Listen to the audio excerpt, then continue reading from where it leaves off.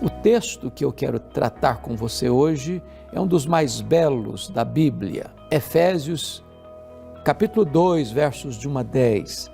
Mas nós vamos ler agora apenas os versos 8 a 10. Vamos à leitura desse texto. Porque pela graça sois salvos mediante a fé, e isso não vem de vós, é dom de Deus, não de obras para que ninguém se glorie, pois somos feitura dele, criados em Cristo Jesus para boas obras, as quais Deus de antemão preparou para que andássemos nelas. O apóstolo Paulo estava preso em Roma, na sua primeira prisão, quando escreveu a carta aos Efésios. Ele passou 3 anos naquela grande metrópole, capital da província da Ásia Menor, onde plantou uma igreja relevante, missionária. E agora ele escreve esta carta àquela igreja. E nesta carta, Paulo trata da doutrina da salvação. Como Deus planejou a nossa salvação na eternidade, o Pai elegendo, o Filho redimindo com o seu sangue e o Espírito Santo selando para o dia da redenção e sendo nos dado como penhor, como garantia de que a nossa salvação está assegurada. Agora no capítulo 2, ele vai mostrar como esta salvação acontece historicamente. E eu quero aqui, nesta meditação com você, repartir com você 4 verdades desse texto de Efésios 2, de 1 a 10. A primeira verdade que salta aos nossos olhos é que o pecado trabalha contra nós. Paulo diz que Deus nos deu vida estando nós mortos nos nossos delitos e pecados. Nós andamos segundo o curso deste mundo, segundo o príncipe da potestade do ar, fazendo a sua vontade. Éramos por natureza filhos da ira, como também os demais. De tal forma que o pecado tenazmente nos assedia e o pecado escraviza as pessoas. Paulo está dizendo que o homem é escravo do diabo, do mundo e da carne. O homem, antes da sua conversão, da sua regeneração, ele está sob o domínio, o controle de forças espirituais malignas. Ele é escravo do sistema que ele chama de mundo. E ele é dominado, controlado pela sua própria natureza caída, adâmica, que a Bíblia chama de carne.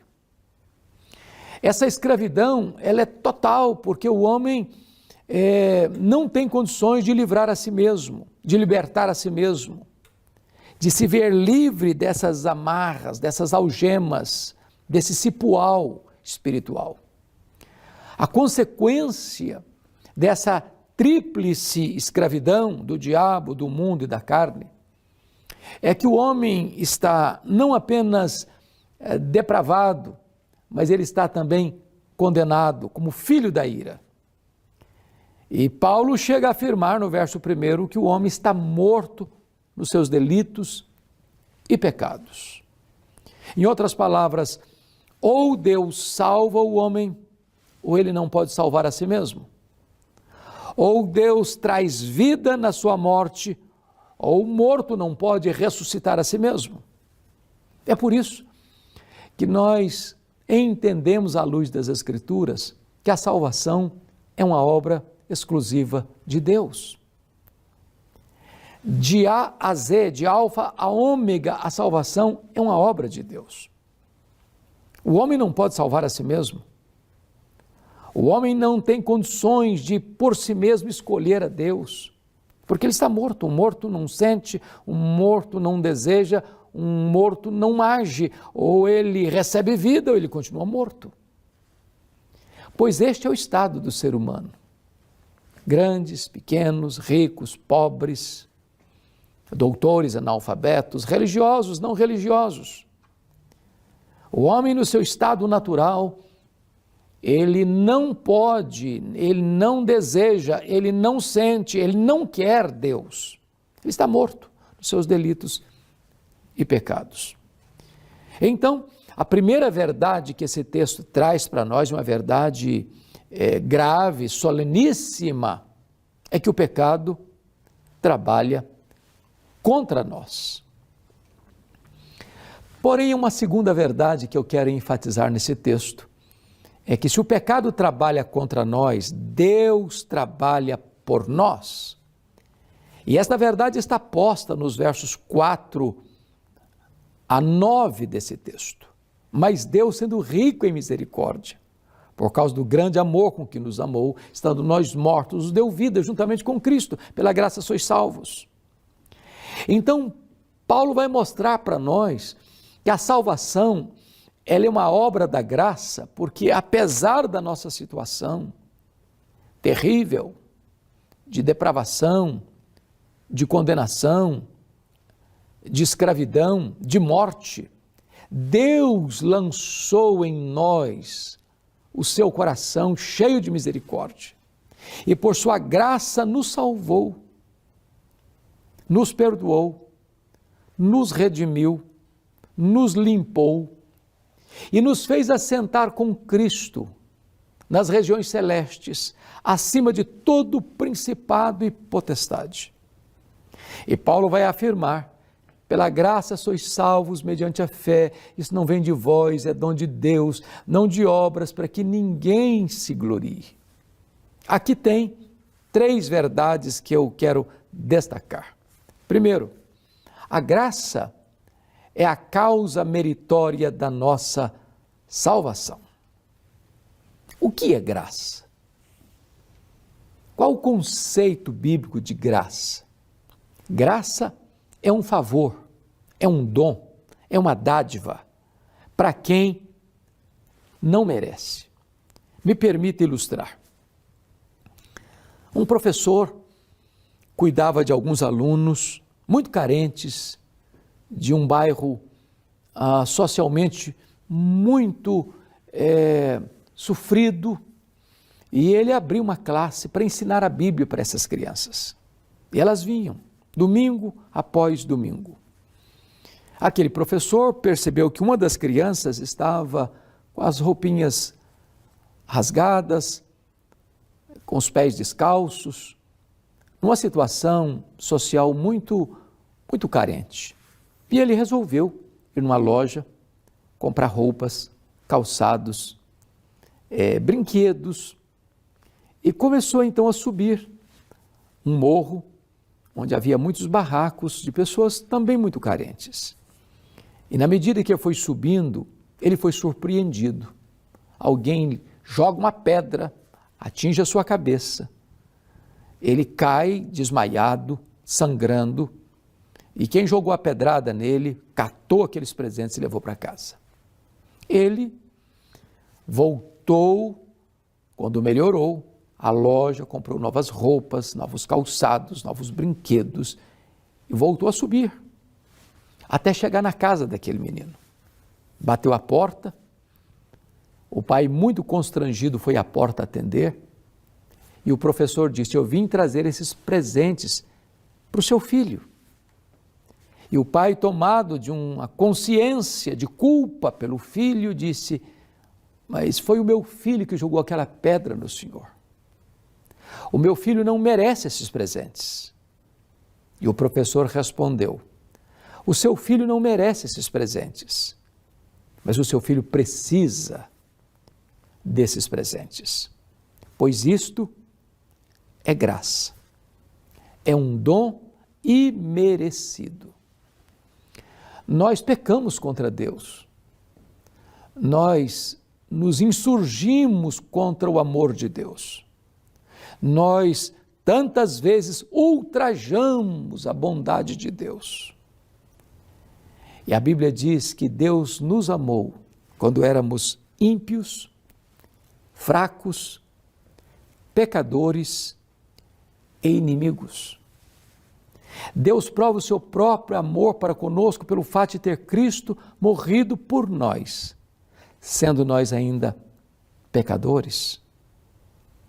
Apesar de nós, Deus nos amou.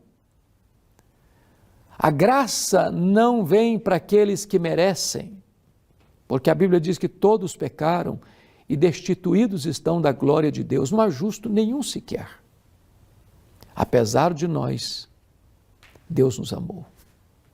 Deus não amou você por causa das suas virtudes, dos seus méritos, mas apesar dos seus deméritos. A causa do amor de Deus por nós não está em nós, mas está em Deus. Pela graça sois salvos, diz o apóstolo Paulo. Isso não vem de vós, é dom de Deus, não de obras, para que ninguém se glorie. Então, a fé é um instrumento de apropriação da graça. A fé é a causa instrumental e não a causa meritória. Não somos salvos por causa da fé, somos salvos por causa da obra de Cristo na cruz, mas nos apropriamos desta obra pela fé. A fé é a mão de um mendigo estendida para receber o presente de um rei. O presente é a vida eterna. A graça é o dom imerecido e a fé é o instrumento de apropriação. Mas agora esse texto nos leva para uma terceira verdade. O pecado trabalha contra nós, Deus trabalha por nós, mas a terceira verdade é que Deus trabalha em nós. Paulo vai dizer no verso 10 que nós somos feitura dele, criados em Cristo Jesus. Deus muda a nossa história, Deus muda o nosso coração, Deus muda a nossa mente, Deus muda a nossa vida, Deus muda o nosso futuro, o nosso destino, Deus transforma a nossa vida, tornamo-nos novas criaturas. A palavra grega aí, feitura, é a palavra poema, a palavra poiel, de onde vem a palavra poema, nós somos o poema de Deus. Talvez você olhe para a sua vida agora e diga assim, bom, mas a minha vida, se é um poema, está sem rima, está sem sonoridade, está sem harmonia. É que Deus ainda está escrevendo, é que Deus ainda está compondo esse poema. Agora Deus está transformando você de glória em glória na imagem de Cristo, Senhor. Então calma, tenha paciência. A obra não foi concluída ainda, mas eu preciso lhe dizer que Deus não vai largar você no meio do caminho. Aquele que começou boa obra em você vai completá-la até o dia de Cristo Jesus. Mas a quarta verdade desse texto, que eu quero destacar, é que se o pecado trabalha contra nós, se Deus trabalha por nós, se Deus trabalha em nós, agora, em quarto lugar, Deus trabalha através de nós. Porque o texto nos diz que nós somos feitura dele, criados em Cristo Jesus, para as boas obras, as quais Deus de antemão preparou para que andássemos nelas. Ou seja, as boas obras não são a causa da nossa salvação, mas as boas obras são a evidência da nossa salvação. Nós não praticamos boas obras para sermos salvos. Nós as praticamos porque fomos salvos pela graça.